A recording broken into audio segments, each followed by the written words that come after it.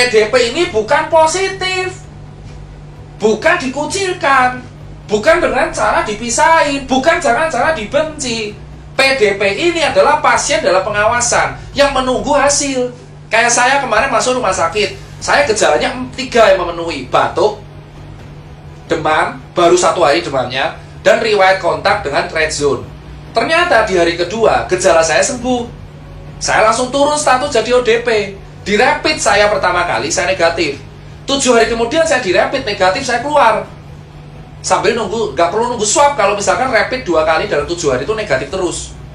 So PDP itu bukan pasien COVID. PDP adalah pasien dalam pengawasan yang gejalanya mirip COVID, tetapi tesnya belum keluar atau tesnya pun negatif, maka dinamakan PDP. Lah terus kenapa harus dikarantina?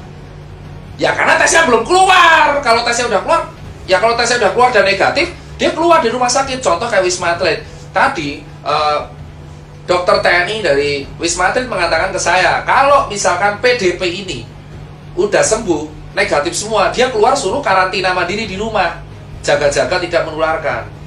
Ini PDP. So kalau ada kemarin masyarakat pemberitaan ODP ditolak, ODP diusir, PDP diusir, itu memalukan.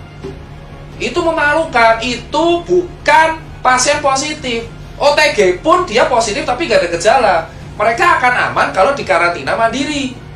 Nah kalian sebagai warga itu harusnya membantu, ngasih makan tiap hari, diorderin Gojek, nanti ditransfer. Jangan malah diusir.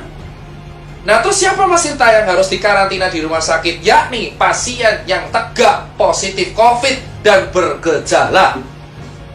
So kalau ada berita, Mas, teman saya positif COVID kok disuruh pulang? Karena nggak ada gejala. That's the meaning of carrier or OTG.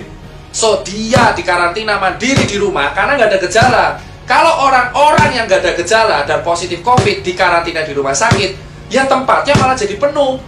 Rumah sakit itu untuk orang triase merah, untuk orang triase merah yang bergejala dan PDP kuning yang bergejala, sehingga mereka harus disembuhin dahulu. So, teman-teman sekalian, pasien yang paling berbahaya, yang paling harus kita utamakan adalah pasien COVID-19 positif dengan gejala parah. Itu di karantina isolasi. So, yang di karantina berarti ada 2 di rumah sakit, yaitu PDP, yaitu pasien bergejala tapi belum tegak diagnosanya COVID karena gejalanya doang, karena hasil belum keluar, dan pasien yang tegak COVID dengan gejala. So, ODP dan OTG itu di rumah. Nah, terus kenapa dokter-dokter? Ini yang saya kecewa. Kenapa tenaga medis malah ditolak? Tenaga medis itu nggak boleh ditolak. Tenaga medis memang merawat COVID, tapi mereka pakai APD.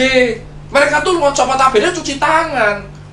Kenapa kalian singkirkan? Kenapa kalian kucilkan? Itu tolong coy, ngucil-ngucilin orang-orang tenaga medis. Dia manusia, dia itu penyelamat. Di Cina, orang tenaga medis masuk ke rumah dikasih bunga, dikasih surat. Di sini ada orang curhat tiap hari, pasti ada. Dokter nangis karena dikucilin lingkungannya. Diusir dari kosan. Diusir dari kosan. Mereka ini statusnya dokter, itu ODP. Mereka punya riwayat kontak dengan pasien positif, tapi mereka nggak bergejala. Dan mereka juga dites rapid tiap hari, Bapak. Tiap 7 hari mereka tuh tes rapid. Kalau sudah positif dia dirumahkan. Sistem jaganya tenaga medis itu 14 hari off, 14 hari on. Jadi 14 hari jaga, 14 hari off turun. Jadi mereka itu bukan orang yang aib gitu loh, Pak. COVID itu kayak TBC, Pak. TBC bahkan lebih berbahaya. Dia airborne disease. Dan TBC itu diremehin di Indonesia. Bahkan sudah ada vaksinnya BCG.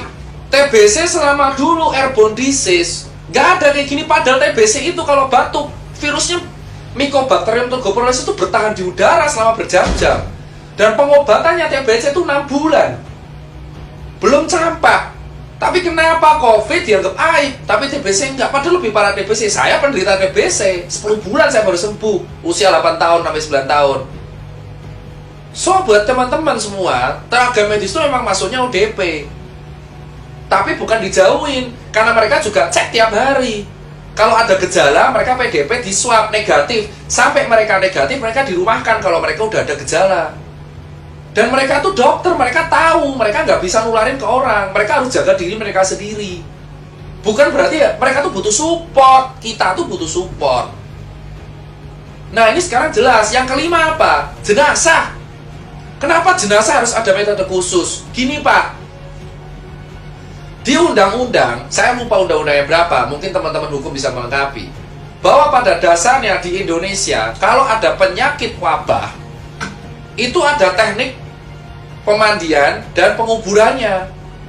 COVID itu kategorinya wabah, pandemik. Mau dia menular lewat cairan dan droplet, tetap ini harus mengikuti prosedural penguburan jenazah sesuai undang-undang. Yaitu yang ngubur harus tenaga medis, pakai APD lengkap, even itu tukang gali kuburnya, dan dikasih kain kafan, dikasih plastik, dibungkus peti mati, lalu dibungkus lagi plastik, dikuburin, gitu loh. Nah terus kenapa jenazahnya ditolak? Saya udah bilang, COVID tidak menular lewat airborne. Kalau di udara bebas, COVID menular lewat airborne kalau kena tindakan yang aerosol di mulut 3 jam doang, itu pun di rumah sakit biasanya. Jenazah ini harus kayak gituin karena itu undang-undang, namanya teknik pemulasaran atau apalah, teknik pengubaran sesuai undang-undang, karena wabah. Dan yang paling bisa kena itu ya tukang kuburnya. Kenapa kalian di desa malah nolak jenazahnya? Kalau dikubur terus semuanya kena, ya enggak. Ya nanti kan nular lewat air tanah, ya enggak, kan dibungkus plastik. Itu jenazah dibungkus plastik, terus dibungkus lagi sama peti, terus dibungkus lagi sama plastik lagi. Kenapa ditolak? Itu orang meninggal, udah kena musibah, dan mereka sudah dikuburi sesuai standar. Kantong jenazah juga dikasih kantong jenazah. Kok kalian takut banget sama orang yang udah meninggal? Harusnya didoakan, jangan ditolak. Kemarin saya dapat video jenazah dilempar-lempar itu ambulan karena gak izin kampung. Terus ngapa? Mau udah dikuburin sama tenaga medis. Ini ya jenazah dibungkus plastik, kasih kantong jenazah, masukin peti, petinya bungkus plastik, yang ngubur tenaga medis pakai APD semua. Terus kenapa kalian takut? Itu nggak nular lewat airborne. Yang bisa nular itu adalah dropletnya.